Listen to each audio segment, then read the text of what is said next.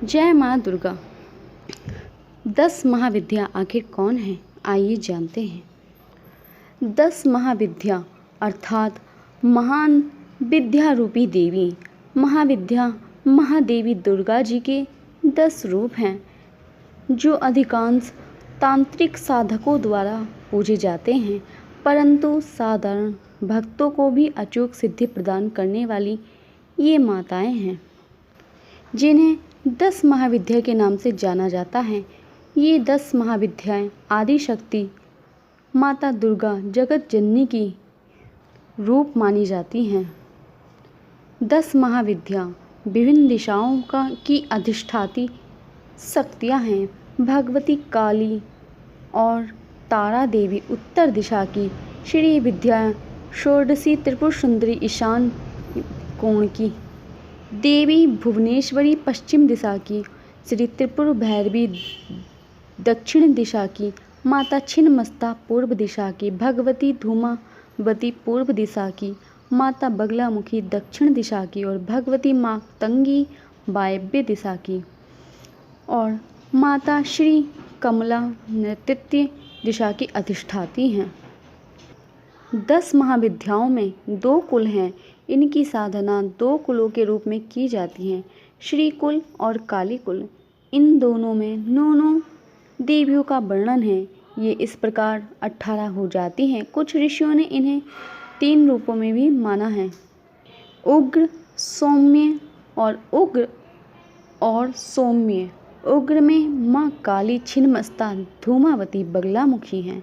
सौम्य रूप में त्रिपुर सुंदरी भुवनेश्वरी मातंगी महालक्ष्मी कमला तारा और भैरवी को उग्र तथा सौम्य दोनों ही रूप में माना गया है। देवी के वैसे तो अनंत रूप हैं, पर इनमें भी तारा, काली और षोडशी के रूपों की पूजा भेद रूप में प्रसिद्ध है। भगवती के इस संसार में आने के रूप धारण करने के कई कारणों की चर्चा की गई है। जगत कल्याण, साधक के कार्य, उपासना की सफलता तथा दानवों का नाश करने के लिए माँ दुर्गा ने यह रूप धारण किए हैं। आइए जानते हैं 10 महाविद्याओं के पतिदेव कौन हैं। शाक्त भक्तों के अनुसार 10 रूपों में समाहित एक सत्य की व्याख्या है। 10 महाविद्या जिन्हें भगवती दुर्गा के 10 लौकिक व्यक्तित्व की व्याख्या होती है, महाविद्याएं तांत्रिक प्रकृति की मानी जाती हैं। माँ काली, देवी तारा, छिन्नमस्ता, षोडशी भुवनेश्वरी, भैरवी, धूमावती बगलामुखी, मातंगी, माँ कमला। शाक्त दर्शन 10 महाविद्याओं को भगवान विष्णु जी के 10 अवतारों से संबद्ध किया जाता है और व्याख्या करता है कि महाविद्याएं वे स्रोत हैं जिनसे भगवान विष्णु के 10 अवतार उत्पन्न हुए थे।